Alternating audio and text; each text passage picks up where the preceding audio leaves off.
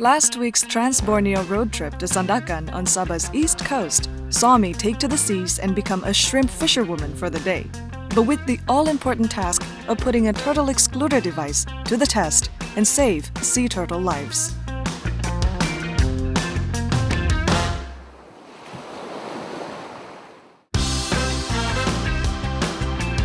I'm in for a treat today.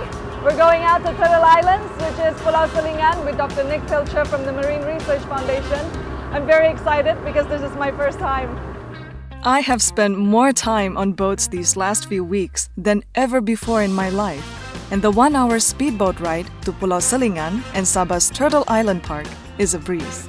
Dr. Nick tells me that because Pulau Selingan is surrounded by fine sandy beaches on 3 of its sides, it's a perfect sea turtle nesting island.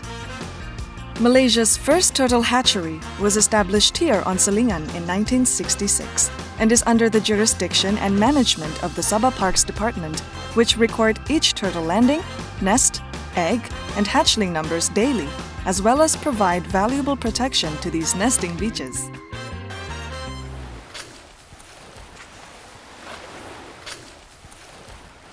So look, this is a turtle nesting pit, and they make ideal sitting areas. Oh! I'll just take a seat right here. Yeah. Look, this one here is a turtle nesting pit. This is a nesting pit. That's a nesting pit. There, there, there. How many nests are there here in a year? Oh, this island is probably home to about 7,000 or 8,000 nests in a year. That's a lot of nests. Yeah, but if you add in the nest from Bakungan and Gulisan, this park is probably producing 15 to 20,000 nests in a given year. Wow. And that makes it one of Southeast Asia's largest green sea turtle nesting sites. I mean, if it wasn't for this side and a few islands in the Philippines, the green turtles in Southeast Asia would probably be considered critically endangered. The issue about climate and turtles and things like temperature are probably better explained if I take you and see the hatchery inside, because that'll make a lot more sense. Okay. Let's go.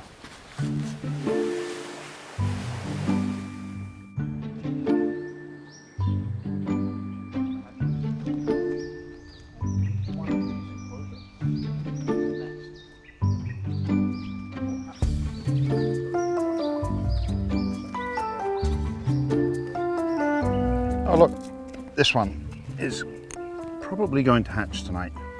So if you look at the date on here, this nest was laid on the 4th of February. I actually laid 76 eggs. It's nest number 377, so that's 377 nests this year. Wow. And that's That was 2 months ago. Yeah. So we expect that to be hatching any day now. Oh, but gosh, it's so hot. Can we move somewhere cooler? Come on then. Yes, yeah, you're right. Come on. No, let's go this way. All right. Oh, so this is a lot better. So these are nests.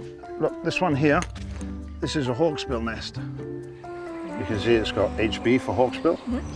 It laid 114 eggs. So hawksbills tend to lay more eggs than green turtles. But what's something else that you notice about here?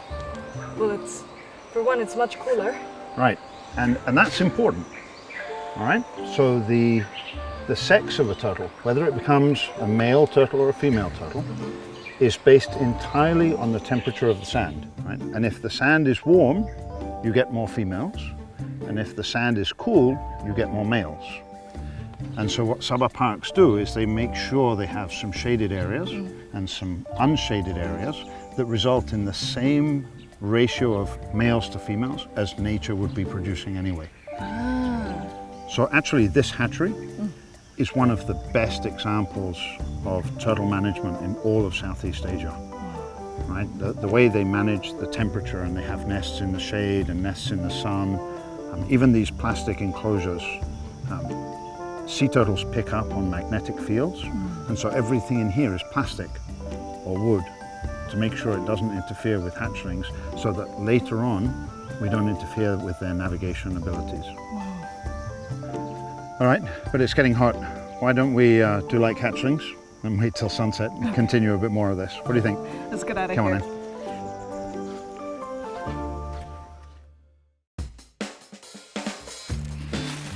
Here's an interesting fact.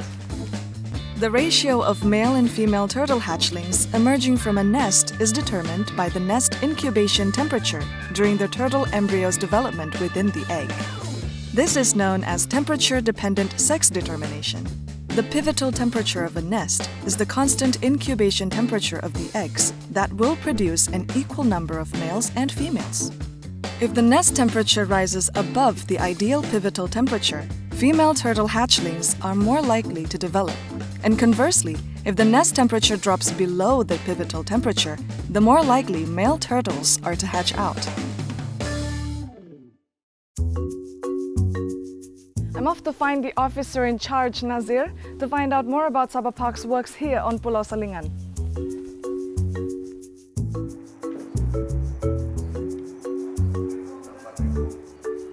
Nama saya Nazir bin Tanjung. Jawatan di sini sebagai Rinja Taman. Saya boleh dikatakan sebagai officer in charge ini. Kita ada 22 orang. 22 orang tu kita divide dia kepada 6 orang penyelamat pantai, lifeguard, selebihnya kita penyelidikan penyu. Seperti biasa, aktiviti kita lebih kepada malam. Waktu siang tu kita cuma buat aktiviti pembersihan pulau. Kedua, kalau aktiviti siang tu dia lebih kepada pantai. Pantai ini seperti pengawal pantai.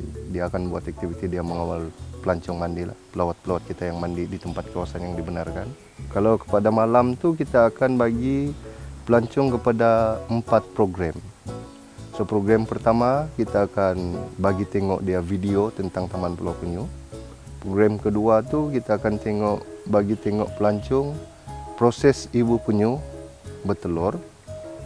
Program ketiga kita akan bawa telur penyu tu pergi hatchery, proses menanam, bagaimana kita cara tanam semula, ramkan semula tu telur.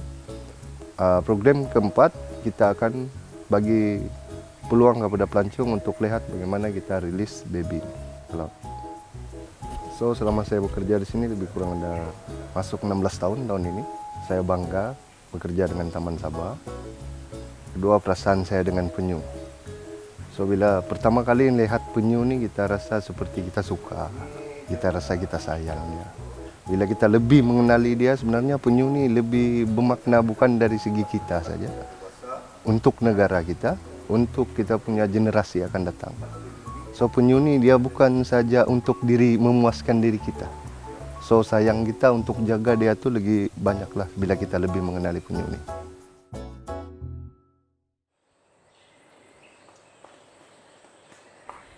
Nick's shouting, saying some turtles are already hatching, and I'm gonna meet him at the hatchery.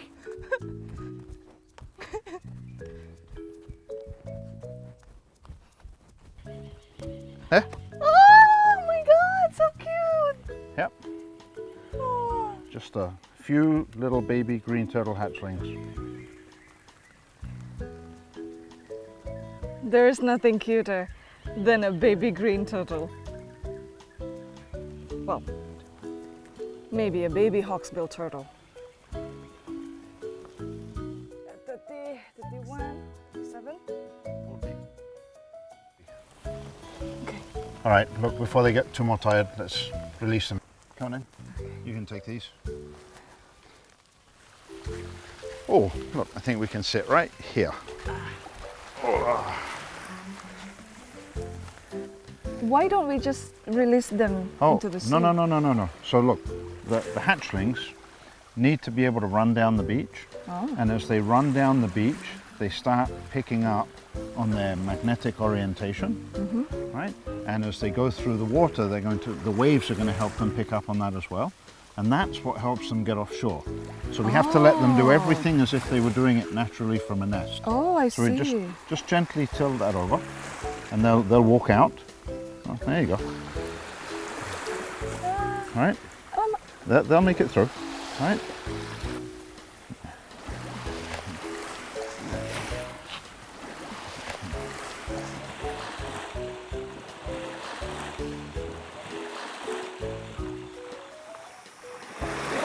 That was truly incredible. I think that's the highlight of my adventure so far. But I've yet to see a turtle lay eggs. Hopefully I get to see one, and hopefully I get to see more hatchlings.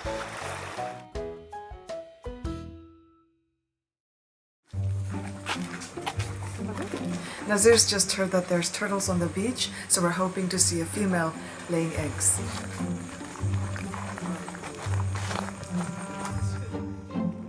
We use red torchlights as we make our way to the beach and to the nesting turtles, as this does not interfere with or disturb the turtles as they dig their nests and prepare to lay eggs.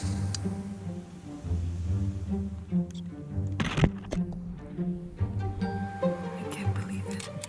I'm actually seeing a turtle lay eggs for the first time. Once the mother turtle starts to lay, she enters a trance-like state and we can switch from red to white torchlight without disturbing her. And I help Nazir collect and count the eggs to place within the safety of the turtle hatchery.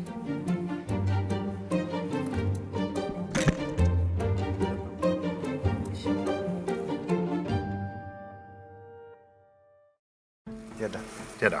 So normally the turtle would be tagged right here. Okay. The flippers, right? And she's not tagged, so she's a brand new turtle.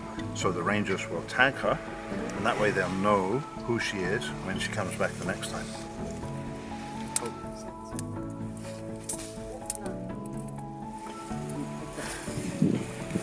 So sekarang kita akan tinggalkan ini punya pantai sendiri. Kita akan bawa turtle punya ni ke hatchery. On the way to the hatchery, we can see turtles everywhere.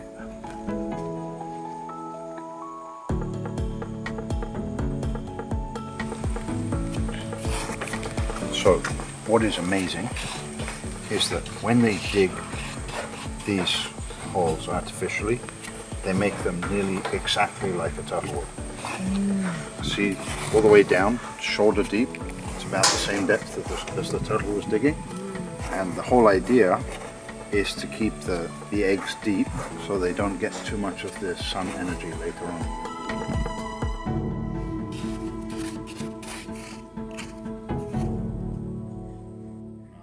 One of the ways Sabah parks raise funds for conservation is by allowing visitors to adopt turtle nests, and I'm adopting this one for Borneo Ocean Diaries.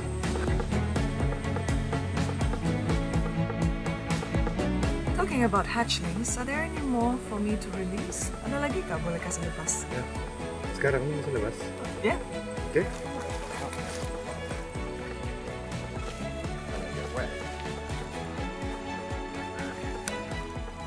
Gonna see these babies off now. There you go.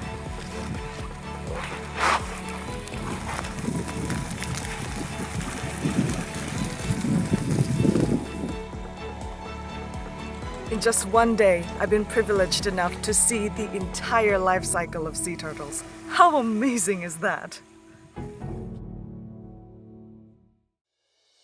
My trip to Sabah's Turtle Islands Park has been incredible.